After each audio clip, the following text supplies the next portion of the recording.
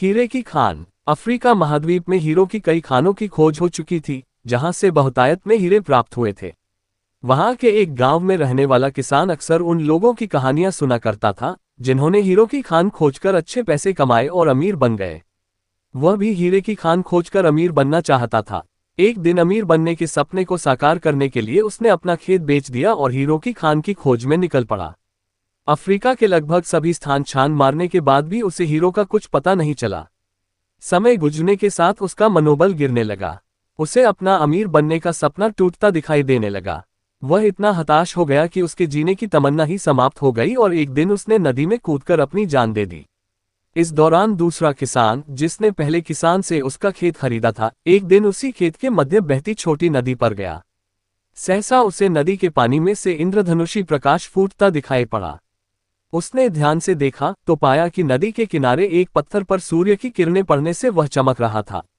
किसान ने झुककर वह पत्थर उठा लिया और घर ले आया। वह एक खूबसूरत पत्थर था।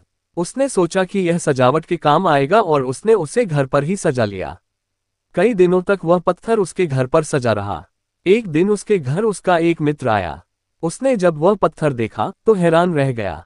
उसने किसान से पूछा, मित्र, तुम इस पत्थर की कीमत की जानते हो? किसान ने जवाब दिया, नहीं, मेरे ख्याल से ये हीरा है, शायद अब तक खोजे गए हीरों में सबसे बड़ा हीरा। मित्र बोला। किसान के लिए इस बात पर यकीन करना मुश्किल था। उसने अपने मित्र को बताया कि उसे यह पत्थर अपने खेत की नदी के किनारे मिला है। वहां ऐसे और भी पत्थर हो सकते हैं। दोनों खेत पहुंचे और वहां से कुछ पत्थर नमूने के तौर पर चुन लिए। फिर उन्हें जांच के लिए भेज दिया। जब जांच रिपोर्ट आई तो किसान के मित्र की बात सच निकली। वे पत्थर हीरे ही थे।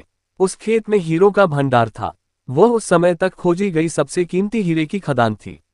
उसका खदान का नाम किम्बले डायमंड माइंस है। दूसरा किसान उस खदान की वजह से मालामाल हो गया।